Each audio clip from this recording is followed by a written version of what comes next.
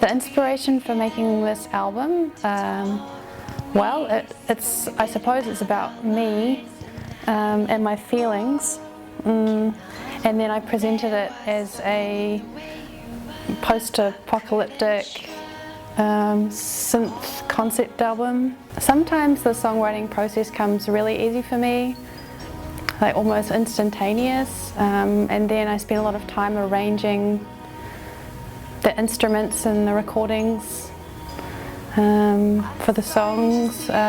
Some of the songs I worked really hard on actually, and they didn't come quite as easy, and that's a real challenge sometimes, knowing, like, you sort of start doubting yourself.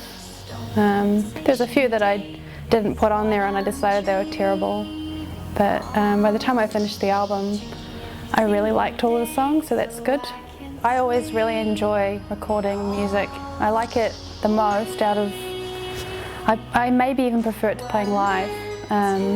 So it took me about 2 years to write and arrange the album, and it's always really super fun up until about the last 10%, and then it starts to be very labour intensive. So I worked with Jonathan Bree sort of for the last 10%. We're mixing and trying out different mixes in the car stereo, in the studio, at my mum's place, on the laptop, and sort of doing that 10 times a day for each song, and then 10 times again for each change we made to the mix. So that part is super boring, and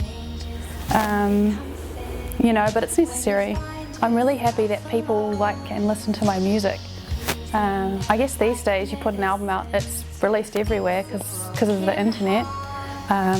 Technically my album's released in the US and Europe and New Zealand, and I have a lot of fans from those parts of the world, I guess. A lot meaning, you know, like 300. Well, my favourite album of last year is Enya's new album, Dark Sky Island.